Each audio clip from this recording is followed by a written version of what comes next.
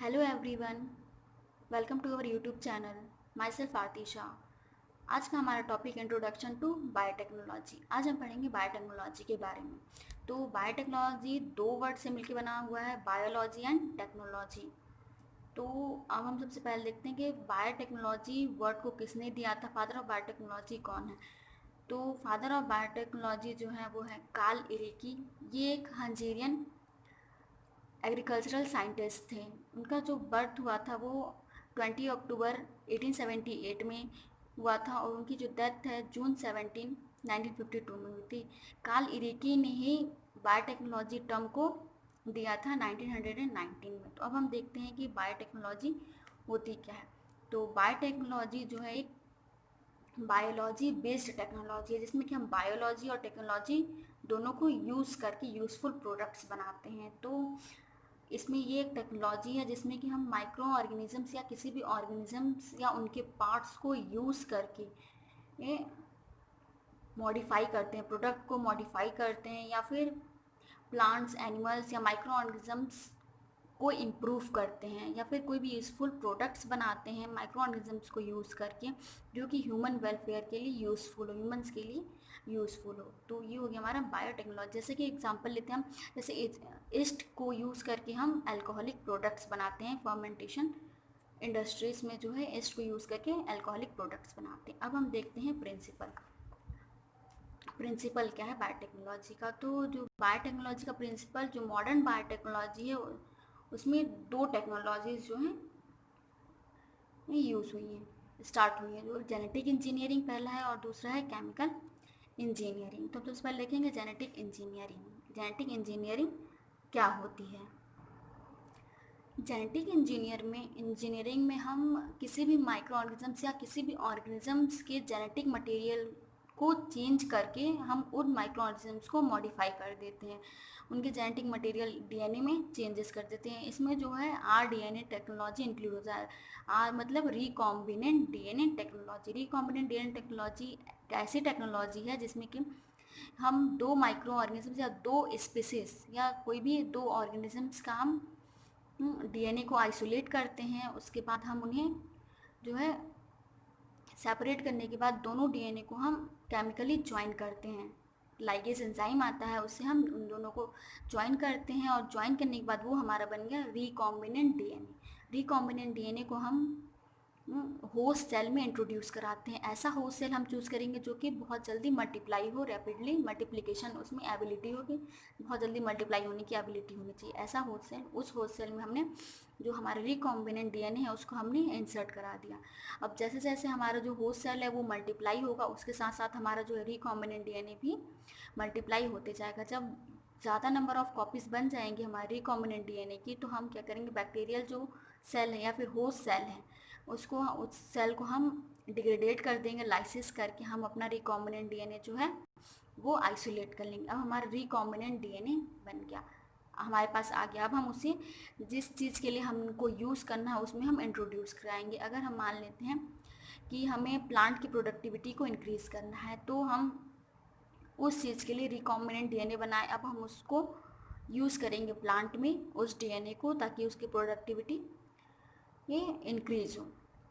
तो ये हो गया हमारा जेनेटिक इंजीनियरिंग। अब हम आता है केमिकल इंजीनियरिंग। केमिकल इंजीनियरिंग जो है वो जिसमें कि ड्रग्स बनाए जाते हैं। फार्मास्यूटिकल इंडस्ट्रीज़ जो हैं, बायोटेक्नोलॉजी, मॉडर्न बायोटेक्नोलॉजी की वजह से फार्मास्यूटिकल जो इंडस्ट्रीज़ हैं वो बहुत पीक पॉइंट पे पहुँची हैं, बहुत उनकी रेस्ट हुई हैं उनकी स्टैटिस्टिक्स। तो इस बायोटेक्नोलॉजी का एप्लीकेशंस, बहुत सारे एप्लीकेशंस हैं। वो बायोटेक्नोलॉजी जो प्रोडक्ट्स हैं वो दोनों में ही अच्छे होते हैं, जैसे कि क्वांटिटी की वाइज भी और क्वालिटी वाइज भी।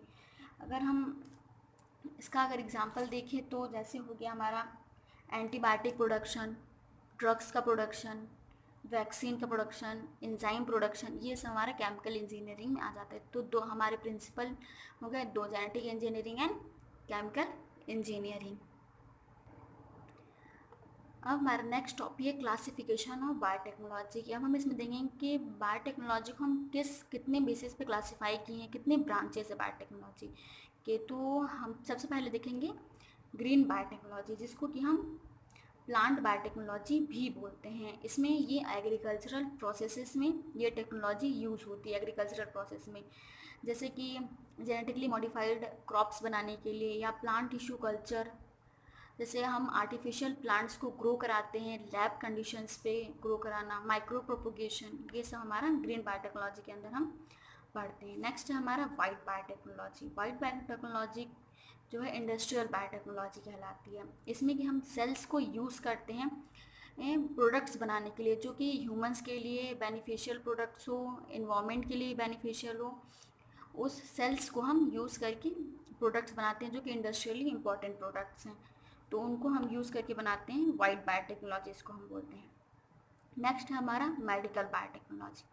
मेडिकल बायोटेक्नोलॉजी तो हम लोग सब जानते हैं कि इसमें हम ड्रग्स या फिर ह्यूमन हेल्थ डिसीज़ की प्रॉब्लम्स को सॉल्व करने के लिए हम इस टेक्नोलॉजी का यूज़ करते हैं, कि जो भी ह्यूमन हेल्थ डिसीज़ हैं उनकी प्रॉब्लम्स को सॉल्व करना, लिविंग सिस्टम को या फिर हम बोल सकते हैं बायोलॉजिकल सिस्टम को अच्छा बनाने के लिए, गुड बनाने के लिए हम इस टेक्नोलॉजी का यूज़ करते हैं। जैसे कि हम इसमें एप्लीकेशंस देखते हैं, जैसे gene therapy, drugs production, genetic testing, जैसे डीएनए की टेस्टिंग करते हैं हम, ये हो जाता है हमारा मेडिकल बायोटेक्नोलॉजी। नेक्स्ट है हमारा माइक्रोबियल बायोटेक्नोलॉजी। माइक्रोबियल बायोटेक्नोलॉजी में हम माइक्रो ऑर्गेनिजम्स का यूज़ करते हैं। हम जानते हैं कि माइक्रो ऑर्गेनिजम्स जो हैं ये बहुत यूज़फुल होते हैं, बहुत बेनिफिशियल होते हैं बहुत सारे वेज में। तो जैसे कि हम माइक्रो ऑर्गेनिजम्स को यूज़ करके हम बहुत सारी चीज़ों का प्रोडक्शन कर सकते हैं, जैसे कि एंटीबायोटिक का प्रोडक्शन इसमें हो जाता है, इंसुलिन, पेनिसिलिन, और वैक्सीन का प्रोडक्शन, विटामिन्स का प्रोडक्शन हम माइक्रो ऑर्गेनिजम्स को यूज़ करके कर सकते हैं, एंजाइम्स का प्रोडक्शन, और बहुत सारी चीज़ें हैं। और माइक्रो ऑर्गेनिजम्स जो हैं बहुत यूज़फुल होते हैं इन्वायरमेंट के लिए, क्योंकि वो जो होते हैं वो पॉल्यूटेंट जो होता है उसको रिड्यूस करते हैं, उसको डिग्रेडेट करने में हेल्पफुल होते हैं। इंडस्ट्रियल वेस्ट, हाउसफुल, हम माइक्रोबियल बायोटेक्नोलॉजी के एप्लीकेशंस देखें तो इसमें भी हमारा जो इंक्लूड हो जाता है recombinant DNA technology. Recombinant DNA technology को हम यूज़ करके हम जो बैक्टीरियल सेल्स है उसको मॉडिफाई करते हैं ऐसे सब्सटेंस बनाने के लिए या प्रोडक्ट्स बनाने के लिए जो कि ह्यूमन के लिए बेनिफिशियल हो, जैसे कि प्रोटीन्स, ह्यूमन प्रोटीन्स बनाने के लिए एग्जाम्पल में आ जाए। हमारा नेक्स्ट है एनिमल बायोटेक्नोलॉजी। एनिमल बायोटेक्नोलॉजी में हम एनिमल्स के बारे में पढ़ते हैं कि हम एनिमल क्लोनिंग, जैसे कि हम एक एनिमल के आइडेंटिकल क्लोन बना सकते हैं। इससे इस टेक्नोलॉजी को यूज़ करके हम एक एनिमल का उसका आइडेंटिकल क्लोन बना सकते हैं। ये एनिमल के प्रोडक्टिविटी को इंक्रीज़ करने में हेल्पफुल होता है बहुत सारे वेज में, जैसे कि हम उसके प्रोडक्ट की प्रोडक्टिविटी, एनिमल के प्रोडक्ट की प्रोडक्टिविटी को भी हम इंक्रीज़ कर सकते हैं। नेक्स्ट है हमारा रिप्रोडक्टिव बायोटेक्नोलॉजी।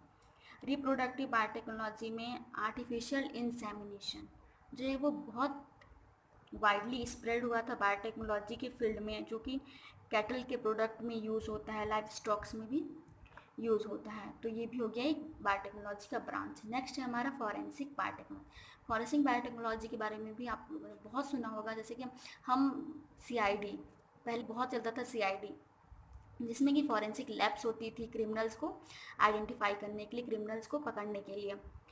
तो जो फॉरेंसिक बायोटेक्नोलॉजी एक बायोटेक्नोलॉजिकल टेक्निक है जिसमें कि हम क्रिमिनल्स को फाइंड करते हैं, उनको पनिश करते हैं क्रिमिनल्स को, और जो क्रिमिनल्स नहीं हैं उन्हें हम आइडेंटिफाई करते हैं कि हाँ ये क्रिमिनल नहीं है, और जो असली क्रिमिनल है उसको हम पकड़ते हैं, उनको पनिश करते हैं। डीएनए एनालिसिस, जैसे कि इसमें हम डीएनए फिंगरप्रिंटिंग का भी टेक्निक का यूज़ कर सकते हैं, डीएनए फिंगरप्रिंटिंग टेक्निक का। अब हमारा आता है last environmental biotechnology. Environmental biotechnology में हम इन्वायरमेंट के बारे में पढ़ते हैं, उनके ये ऐसी टेक्नोलॉजी है जिसमें कि हम इन्वायरमेंट के प्रोसेस के बारे में पढ़ते हैं, इन्वायरमेंट की एप्लीकेशंस के बारे में पढ़ते हैं, जैसे कि waste water treatment, water management, कि हम वाटर को मैनेज कर कैसे करें, वेस्ट वाटर को ट्रीट कैसे करें, तो इन सब के बारे में पढ़ते हैं। तो ये थी हमारी classifications of biotechnology of branches. अब हम पढ़ेंगे एप्लीकेशंस ऑफ बायोटेक्नोलॉजी।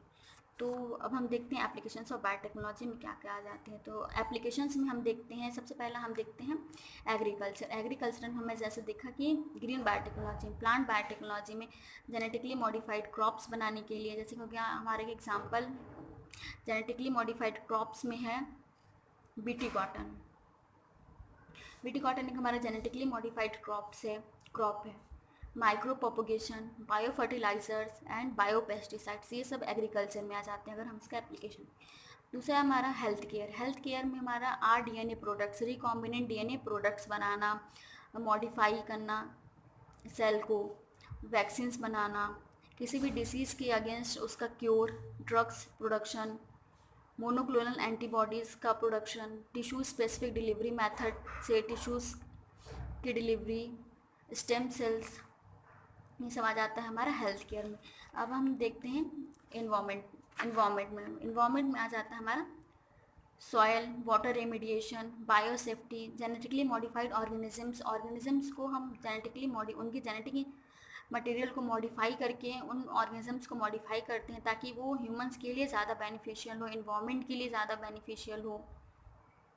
तो ये हो जाता है हमारे इन्वायरमेंट के बेसिस पे एप्लीकेशन। अब आते हैं हम इंडस्ट्री में एंजाइम्स का प्रोडक्शन, फर्मेंटेशन बेस्ड प्रोडक्ट और फूड्स, जो हम बेकरी वाले फूड्स जो लेते हैं, जो फर्मेंटेड फूड्स होते हैं वो फर्मेंटेशन के बेसिस पे होते हैं। जैसे कि अगर हम इडली बनाते हैं तो उसमें भी फर्मेंटेशन का प्रोसेस ही यूज़ हुआ होता है। Bio engineer, biofuel, bio informatics, bio mining, ये सब हमारे आ जाता है बायोटेक्नोलॉजी एप्लीकेशंस में। अगर हम स्कोप देखें बायोटेक्नोलॉजी का, तो बायोटेक्नोलॉजी का बहुत स्कोप है। अगर आप प्राइवेट सेक्टर में देखें तो भी और गवर्नमेंट सेक्टर में देखें तो भी, अगर जो SSC का एग्ज़ाम होता है उसमें बायोटेक्नोलॉजी से अगर आप हैं तो वो भी बहुत बेनिफिशियल होता है। प्राइवेट सेक्टर में भी बहुत इसका स्कोप है, जैसे कि आप टीचिंग लाइन में जा सकते हैं, प्रोफेसर बन सकते हैं आप इससे। तो ये था हमारा स्कोप। तो आज का हमारा टॉपिक बायोटेक्नोलॉजी के बारे में। हमने इंट्रोडक्शन देखा कि क्या होता है बायोटेक्नोलॉजी। तो अगर आपका कोई भी क्वेश्चन हो इससे रिलेटेड तो आप कमेंट बॉक्स में पूछ सकते हैं। Thanks for watching this video.